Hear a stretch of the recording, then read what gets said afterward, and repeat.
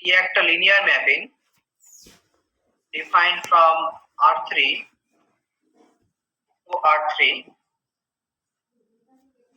defined by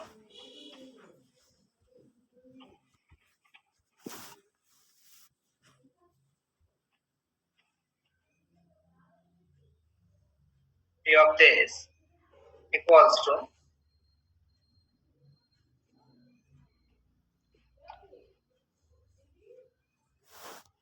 3x1 minus 2x2 plus x3 x1 minus 3x2 minus 2x2 তাহলে এখানে R2 বলি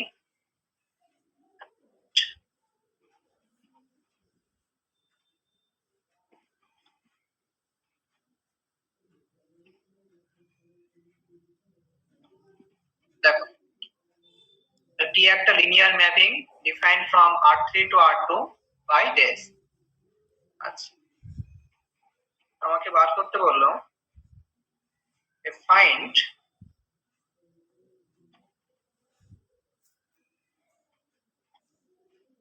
the matrix of T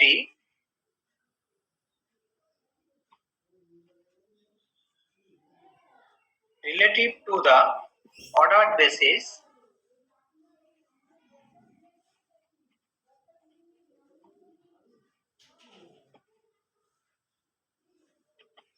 R3 এর জন্য বেসিসটা নিলাম স্ট্যান্ডার্ড বেসিস 1 0 0 0 1 0 আর 0 0 1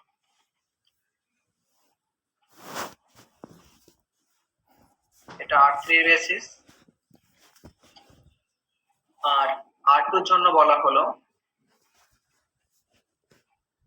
1 0 and 0 1 দুটোই থাকবে and 0 1 স্ট্যান্ডার্ড বেসিস এটা সবথেকে সিম্পলিয়েস্ট একটা প্রবলেম সহজ দিয়ে একটা বলি দেখো তাহলে এখানে T from R3 থেকে R2 একটা linear mapping defined by this তো বলেছে find the matrix of T relative to the ordered basis এটা R3 একটা বেসিস স্ট্যান্ডার্ড বেসিস আর R2 একটা বেসিস বলা আছে এখানে কি করতে হবে যে যে হ্যাঁ যে R3 এর বেসিসের যে তিনটি ভেক্টর বলা আছে মানে 1 0 0 0 1 0 আর 0 0 1 এই তিনটি ভেক্টরের আমরা ইমেজটা আগে বার করে নেব তার মানে প্রথমে T of 1 0 0 এটা বার করব তারপর T of 0 1 0 এটা বার করব T of 0 0 1 এটা বার করব প্রথমটা বলো T of 1 0 0 এটা কত আসছে 3 1 3, 1 এবার আমাদের কাজটা কি হবে যে T of 1 0 0 যে ইমেজটা আমরা এইখানে পেয়েছি 3, 1 এই 3, 1 এখন কোন স্পেসে আছে বলো তো R2 তে আছে R2 3, 1 এটাকে প্রকাশ করব R2 এর যে গিভেন বেসিস দেওয়া রয়েছে তার লিনিয়ার কম্বিনেশন আকারে কি বললাম বোঝা গেল এটা সমান লিখব সামথিং ইনটু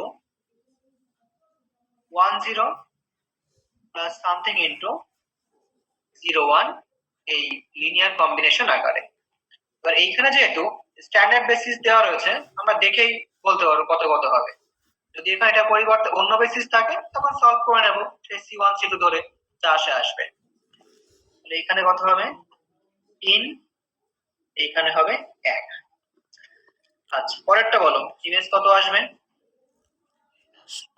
-2, -3 আচ্ছা -2, -3 এখানেও সে একই কাজ R2 এর এই এলিমেন্টটাকে R2 যে গিভেন বেসিস দেওয়া রয়েছে তার লিনিয়ার কম্বিনেশন আকারে লিখে নেব। তার মানে something into 1 0 plus something into 0 1। তাহলে এখানে -2, তাহলে এখানে একবারে -3 দিয়ে দিতে হবে, দরকার নেই।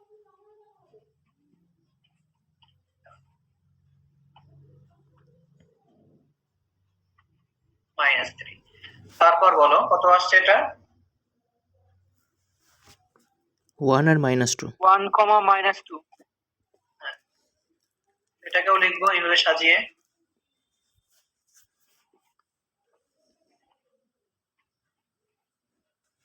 ঠিক আছে, তাহলে ম্যাট্রিক্স অফ টি এটা সমান কি আসবে?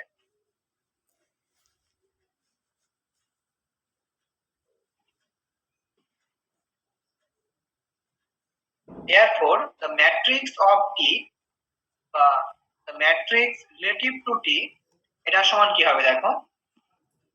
তো এটাকে আমরা সাধারণত m of T দিয়ে প্রকাশ করি। m of T, দেখো কি বলেছিলাম যে প্রথম যে ইমেজে যে কোএফিসিয়েন্টস গুলো থাকবে সেগুলোকে লিখবো কলাম আকারে। তো যে ম্যাট্রিক্সটা আমরা পাবো তার যে প্রথম কলাম সেখানে কি কি আসবে বলো তো? 3 1। হ্যাঁ, এর যে প্রথম কলাম সেইখানে আসবে 3 আর 1। দ্বিতীয় কলামে কি আসবে? -2 -3। -2 -3। তৃতীয় কলামে কি আসবে? 1, -2। এটাই হচ্ছে ম্যাট্রিক্স রিলেটিভ টু টি। দেখো এটা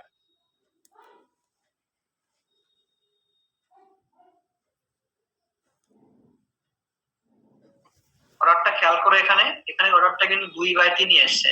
হ্যাঁ, সেই m/n এসছো না, দেখো এটা স্যাটিসফাই করছে, দুটো রো আর তিনটে কলাম।